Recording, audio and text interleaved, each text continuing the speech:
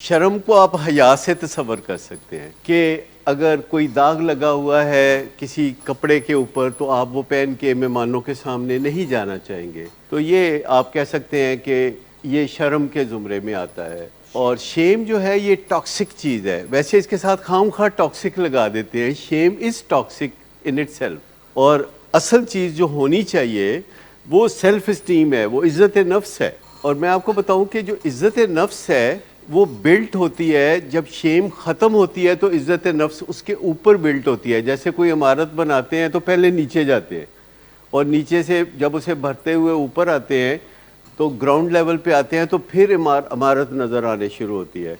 तो self esteem एक ऐसी इमारत है, इज़्ज़त नफ्स एक ऐसी इमारत है, वो उस वक्त नज़र आनी शुरू होती है जब शेम हील हो जाती है। और फिर हम इसको टॉक्सिक शेम कहते हैं। शेम शेम होती है, जैसे ज़मीन होती है जो सेम ज़दा होती है, ऐसे इंसान होता है जो शेम ज़दा होता है। शॉर्ट आंसर है और लॉन्ग आंसर है। शॉर्ट आंसर है कि कम आउट ऑफ हाइडिंग, ज़बरदस्ती बाहर आ जाओ, जहाँ छुपे हुए हैं वहाँ से निकल आओ। दूसरा ये है कि दूसरे अपने जैसे लोगों के दरमियान आके बोल दो, और जब दूसरे लोग गर्दन हिलाएं कि ऐसा है तो आपको लगे कि अच्छा ये मेरे जैसे हैं। और जब आप दूसरों से तबादला ख्याल करना शुरू करते हैं अपने मसाइल के बारे में और दूसरे अपनी बातें बताना शुरू करते हैं तो आपकी शेम हील होनी शुरू हो जाती है। तो ये एक प्रोसेस है। लेकिन मैं आपको बताऊं कि ये सब चीज़ें बड़ी रिसेंटली इवॉल्व होकर सामने आई हैं। एक अमेरिका में जिन्हें साइकोलॉजी का बाप कहा जाता है, विलियम जेम्स जिनका नाम है, डॉक्टर विलियम जेम्स, उन्होंने सेल्फ इस्टीम की तारीफ़ ये की। आज अगर वो ज़िंदा होते तो बड़े मसाइल हो जाने थे। 1890 की उनकी एक किताब है मेरे पास, मेरी लाइब्रेरी में बड़ी नायाब किताबें भी हैं और वो बहुत सस्ती मिली हुई हैं। मैंने उनको पता नहीं कहाँ से ढूंढा, जहाँ लोगों ने कबाड़ खानों में बेची हुई थी मैंने वहाँ से भी पकड़ी वो किताबें। तो उनकी 1890 की एक किताब है जिसमें उन्होंने लिखा हुआ था कि अगर मुझे पता चल जाए कि जो दूसरे साइकोलॉजिस्ट हैं उनका नॉलेज मुझसे ज़्यादा है तो मैं मिट्टी में मिल जाऊंगा। और इस तरह की बहुत सारी बातें लिखी हुई थी और वो कह रहे थे कि ये होती है सेल्फ इस्टीम। हालांकि ये सेल्फ इस्टीम नहीं होती। Self esteem by definition is self esteem. It has nothing to do with another person. किसी और बंदे के साथ इसका कोई लेना देना ही नहीं है।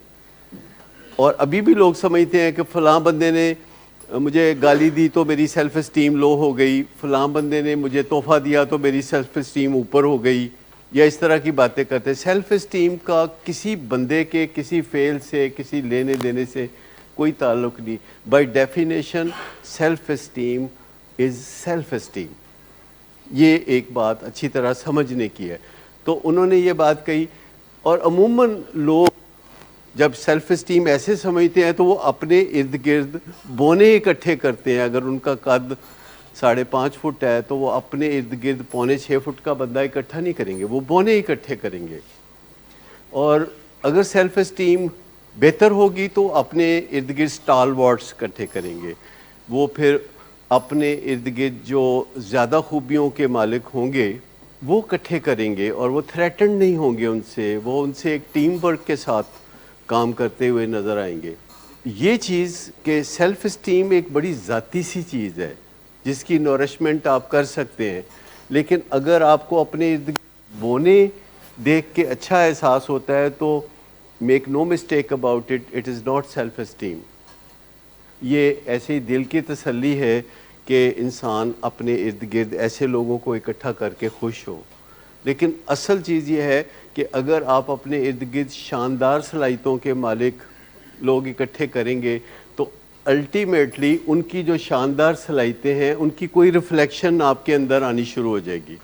क्योंकि इंसानों के अंदर मिरर लर्निंग होती है, वो एक दूसरे के करीब रहते हुए बग़ैर कोई एफ़र्ट किए उनसे सीख रहे होते हैं। और कोशिश ये करनी चाहिए कि आप अगर दोस्त बनाएं तो उनमें आपसे ज़्यादा कोई खूबी एक आध ज़रूर होनी चाहिए।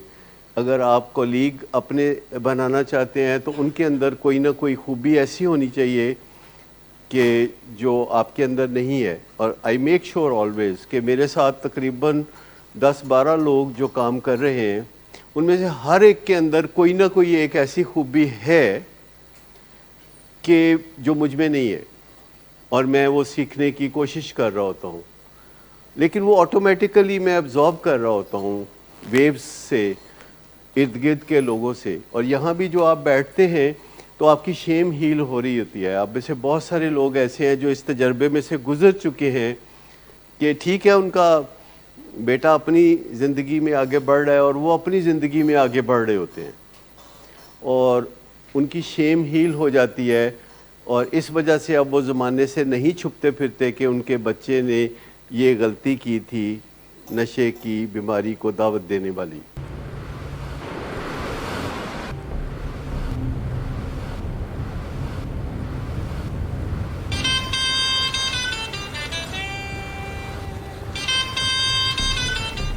اچھا، تو ابھی تک تمہارا اس چیپ لڑکی کے ساتھ چکر چل رہا ہے؟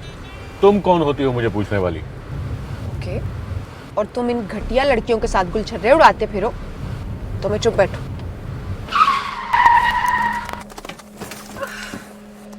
Get out.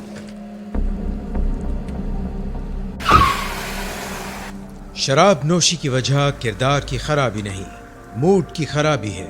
شراب نوشی کبھی بھی نشے کی بیماری میں بدل سکتی ہے. نشے کی بیماری ہر سٹیج پر قابل علاج ہے. مدد حاصل کیجیے کیونکہ وہ ایسا نہیں کرے گا. ولنگ ویز سے مدد حاصل کیجیے، کہیں سے بھی مدد حاصل کیجیے، لیکن فوری مدد حاصل کیجیے. جس معجزے کے انتظار میں آپ نے بہت دیر کر دی اب وہ دستک دے رہا ہے. مدد حاصل کیجیے، مدد حاصل کیجیے، مدد حاصل کیجیے.